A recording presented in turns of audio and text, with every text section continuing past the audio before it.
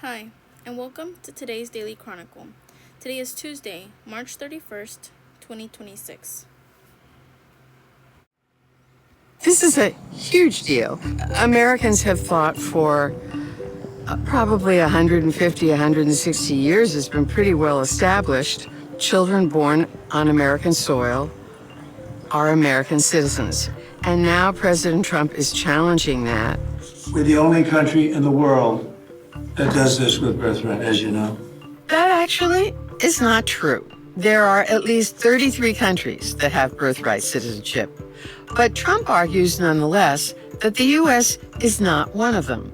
So on day one of his second term, he issued an executive order barring automatic citizenship for any baby born in the U.S. whose parents entered the country illegally or who were here on a temporary and often years-long visa. So how will this administration argue in favor of a once fringe theory on birthright citizenship? And how will the ACLU make the counter-argument at the Supreme Court? To understand the issue, it's worth taking a stroll through American history. I really did think I needed a historian. If you're an originalist, you want to know what the founders wanted when they enacted those words. Let's make Amanda, who's been patiently waiting for us, full screen. The thing I called you about is, what do we know about what the founders thought about birthright citizenship? Is there any evidence that they didn't want immigrants? The Declaration of Independence, one of the lists of complaints against the king was that his policies regarding naturalization were discouraging immigration to the United States, and they wanted to populate this mostly empty, of course there were Native Americans, but otherwise empty continent. So it seems the founders wanted people to come to America, but birthright citizenship didn't make it into the Constitution, not at first. That brings us to just a few years before the Civil War, when the Supreme Court issued its infamous Dred Scott decision. So in the Dred Scott decision, Chief Justice Taney infamously said that no Black person, slave or free, could be a citizen of the United States. Of course, we fought a civil war. The nation rejected that vision, and in 1868, we ratified the 14th Amendment. Here, we should take a moment to examine the citizenship part of the 14th Amendment, because the meaning of those words is what this case is really about. It says, quote, "All persons born or naturalized in the United States and subject to the jurisdiction thereof are citizens of the United States." President Trump maintains that the constitutional amendment was intended to be more limited than it's been in practice. This was meant, when it was originally done, for the children of slaves. And that was a very good and noble thing to do, and I'm in favor of that 100%. But it wasn't meant for the entire world to occupy the United States. But as Professor Frost notes, the framers of the 14th Amendment did want to include immigrants, even though many of them were targets of great hostility. I like to remind my students that between 1845 and 1855, approximately 2 million people from Ireland fled to the United States. They were starving. They came in enormous numbers. There was certainly some prejudice and discrimination and xenophobic responses to them, but they were integrated. Their children were citizens. And that's the precedent that we brought with us into this debate over the citizenship clause. Trump's interpretation of the 14th Amendment is avowedly more restricted, but until now, it's not been embraced by the courts or the legal norms of the country since the ratification of the amendment. And here, it would be valuable to look at World War II. Japanese citizens were held as enemy aliens in detention camps in the United States, but birthright citizenship was so ingrained in the country that their newborn children were still automatically granted American citizenship because they were born on U.S. soil. There have been several key court decisions that have protected birthright citizenship during the past century and a half. Perhaps the most important among these is the case of Wong Kim Ark. He was born in San Francisco in 1873 to Chinese immigrants. He left the country in 1894, and when he returned, he was denied entry back into the United States. Wong challenged the denial, and the Supreme Court ruled in his favor. By a 6-2 vote, the justices interpreted the words subject to the jurisdiction thereof to mean that all children born in the U.S. were automatically granted U.S. citizenship. That brings us back to the Trump administration's argument. Basically, the Trump argument is that the language used in Wong Kim-ark's case assumes that his parents were legally in the country at the time of his birth because they had established a residence here, and there were no requirements for legal entry as there are today. Daniel Epstein is the vice president of America First Legal, the organization founded by the architect of Trump's immigration policies, Stephen Miller. An individual who is naturally born in the United States is only considered a citizen if their parents have allegiance to the nation. It is a misdemeanor to come into the United States without authorization. If you're committing a crime to come into the United States, that is strong evidence that you don't meet the traditional notion of allegiance. The ACLU counters that the 14th Amendment is about children, not parents. Cecilia Wong is the ACLU's legal director. In America, we do not punish children for the sins of their fathers, but instead we wipe the slate clean. When you're born in this country, we're all Americans, all the same. The Trump administration will also argue that birthright citizenship raises two other problems: a generic potential threat to national security and the problem of so-called birth tourism. So I looked into the numbers, and while there's little doubt that there is some birth tourism that exists, the numbers are really a tiny fraction of births in the United States. I view just one illegal act as illegal, and birth tourism is illegal, and the law matters. Texas Senator Ted Cruz is supporting the president's position, along with 11 other GOP senators and 16 House members. Birthright citizenship is stupid. It is a bad policy. Why? Because it incentivizes illegal immigration. It makes absolutely no sense that someone breaks the law and they get rewarded with a very, very precious gift, which is American citizenship.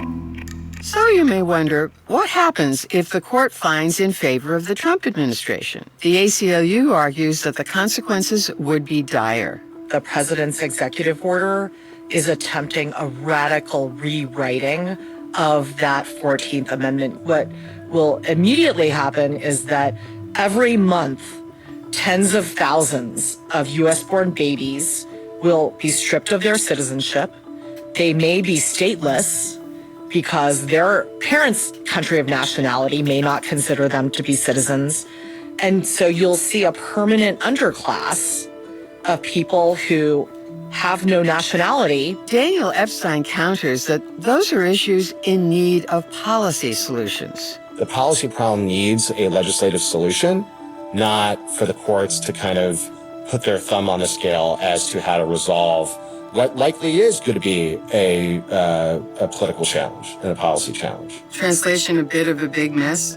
However one defines a mess, there certainly, my view is that it's a mess that you have millions of individuals who came into this country illegally. Somewhat surprisingly, the U.S. Conference of Catholic Bishops also weighed in with its thoughts on this case. Here's Bishop Daniel Flores. If citizenship is withdrawn from the children would be the ones to bear the brunt of this removal. I have people asking me this now in my diocese, Bishop, and I'm going to get in trouble if I give food to somebody that I'm not sure of their documentation. Can we help these people? Because we think we need to, because they're people, and they were born here. Population experts say that if automatic birthright citizenship were to be voided, the consequences would be profound and counterintuitive.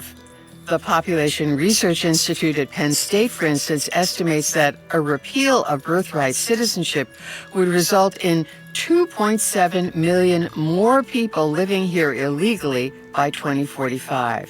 People who previously would have been entitled to birthright citizenship, but now have no such citizenship for themselves or to pass on to their children.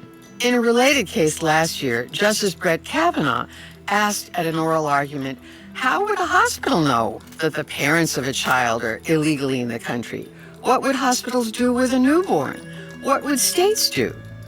The answer from Trump's Solicitor General? Federal officials will have to figure that out.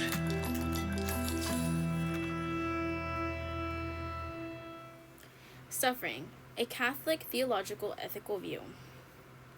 The first thing to be said about suffering in an ethical context is that the world bears a barbarous excess of suffering, whose depth, pervasiveness, and horror are obvious, without any philosophical or religious analysis whatsoever. In the words of the feminist theologian Elizabeth Johnson, these centuries have witnessed millions of people gassed, burned, tortured, bombed, and shot out of existence. Millions more continue to have the life ground out of them by the misery of poverty. Everywhere is the suffering of illness, aging, and death. A history of suffering weaves in and out of every moment so profoundly that suffering can be called the red thread that connects all living things in history. Of suffering weaves in and out of every moment so profoundly that suffering can be called the red thread that connects all living things in history. There is suffering, in other words, that does not simply punish or test or educate or work a greater good. Instead, it destroys.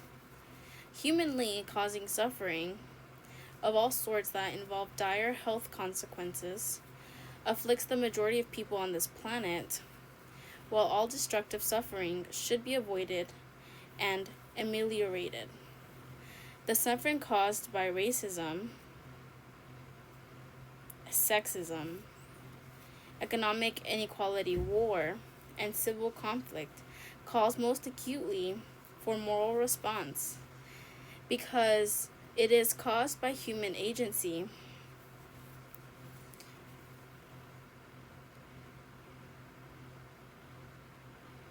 and is in the principle under human control. More than 1 billion people live on less than $1 a day, with more than 2.7 billion surviving on less than $2. More than 800 million people go to bed hungry every night. Every year, more than 6 million children die from preventable causes like malaria, diarrhea, pneumonia, and malnutrition. More than 50% of Africans suffer from waterborne diseases like cholera. Every minute, a woman somewhere dies in pregnancy or childbirth.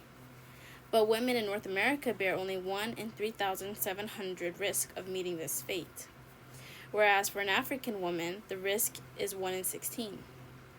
Women also face devastating forms of sexual violence. Between 100,000 and 250,000 women are raped in Rwanda during the 3 months of genocide in 1994. According to the United Nations estimates, more than 60,000 women were raped during the civil war in Sierra Leone between 1991 and 2002, and more than 40,000 in Liberia between 1989 and 2003. Up to 60,000 in the former Yugoslavia. Religious perspectives on suffering and medicine. In 1992 to 1995, at least 200,000 of the Democratic Republic of the Congo during the past 12 years of the war.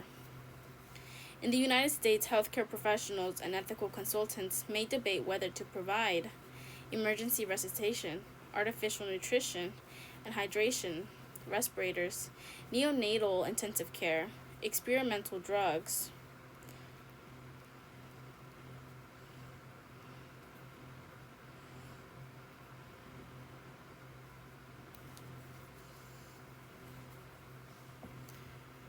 last-ditch surgery, terminal sedation, or physician-assisted suicide. In India, doctors faced with a shortage of neonatal ventilators.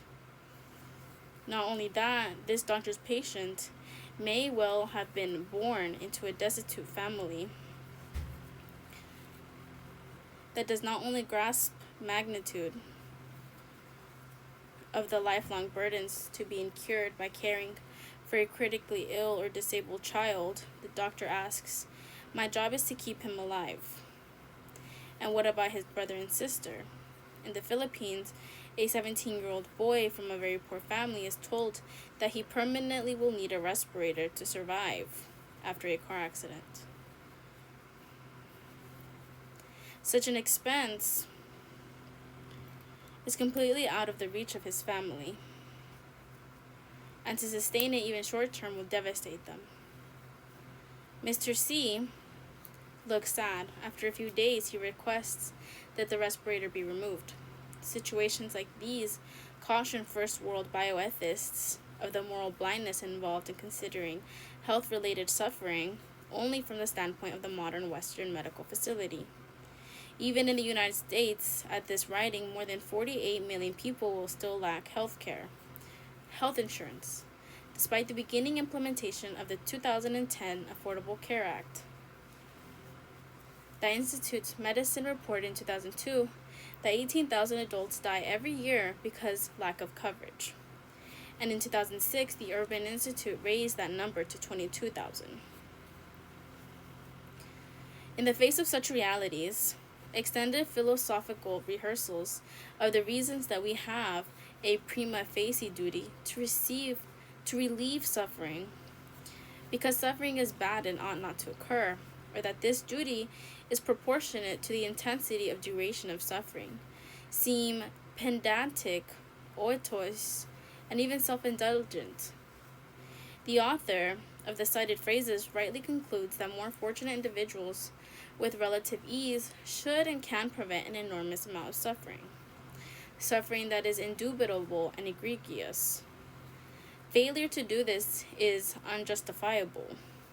A concluding author's note hammers home of the world-wide differential in causes of suffering by advising readers that the book's royalties will go to Amnesty International,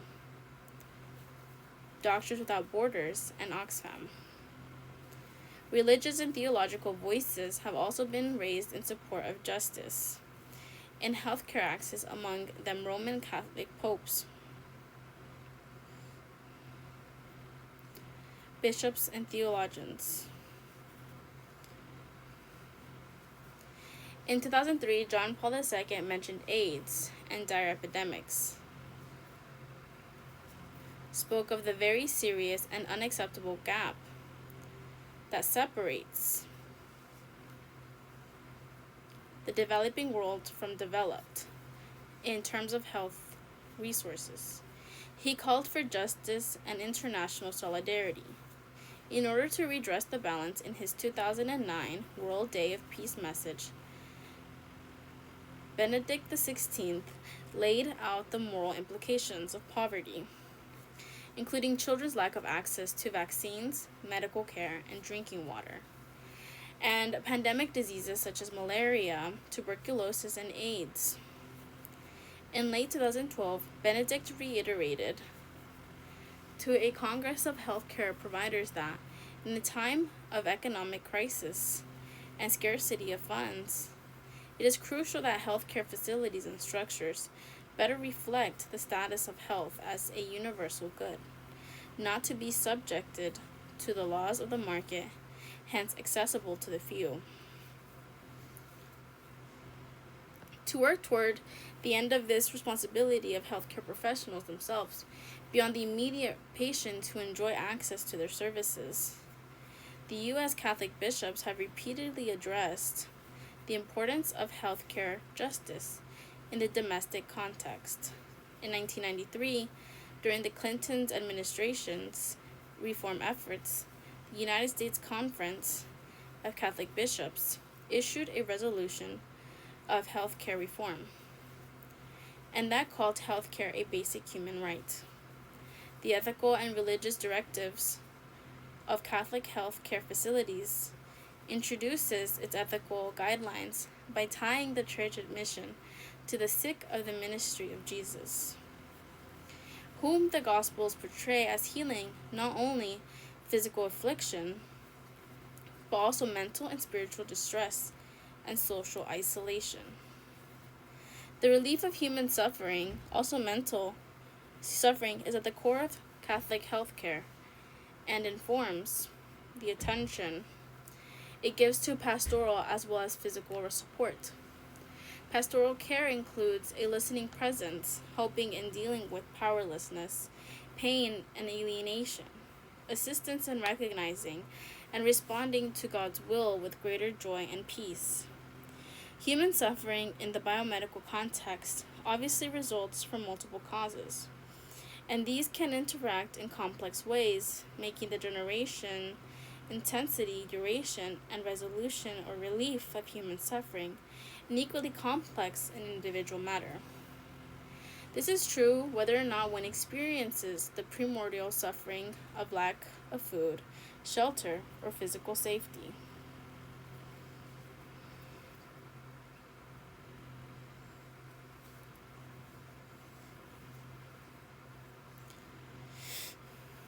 But it is easier to see why suffering occurs when basic needs go unmet, and more difficult when suffering is caused by relatively idiosyncratic factors.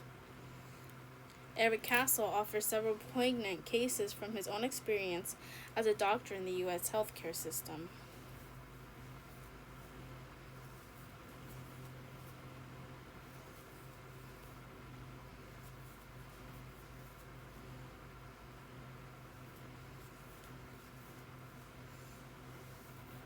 In these cases, patient suffering does not seem to correlate closely with type or severity of disease.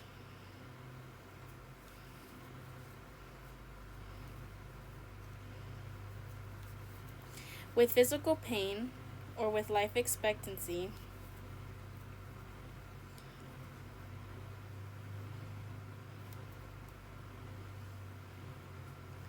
other life factors, physical and non-physical, can coalesce to intensify suffering. The emphasis of Catholic health services on pastoral care is a way of recognizing that although alleviating suffering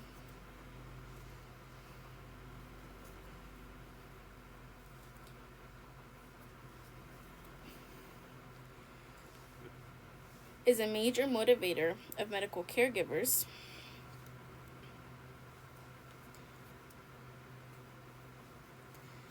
not all suffering should be medicalized. Medical and non-medical forms of suffering intersect and magnify each other.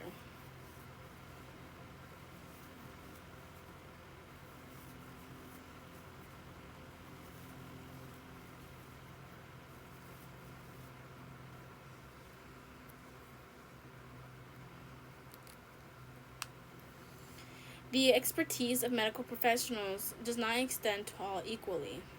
In addition, patient autonomy is an inadequate moral guide because suffering and vulnerability call for relationships of care and solidarity nested in strong social supports. Thus, medical, psychological, social, and pastoral services must work interdependently with patients and with patient support networks. Patients' frequent sense of diminishment, of loss, of self-image and dignity, of lack of control over their own lives and futures, of loneliness and fear, can and should be addressed in creative and supportive ways that may well surpass the physician's competence. From a Catholic perspective, medical professionals should not ignore, suppress, or abandon the human needs and suffering of their patients. Yet they should have the humility and wisdom to recognize the human implications of disease and morality, to acknowledge their own limits, and to call upon allied services to address complex suffering related to illness and death. Catholic healthcare ethics recognizes that good care that keeps suffering to a minimum requires a multi-layered social and institutional, as well as a personal bedside response. Care at the bedside assumes a bed and a caregiver. Some ill or elderly persons have no access to a bed in a system of consistent professional care. In other cases, the bed is at home and the primary caregivers are family members and informal networks whose resources are often strained to the breaking point. Suffering and its alleviation extend beyond the purview of the directly medical context, and medical caregiving should interface creatively with other professional services, and with families and with social policy.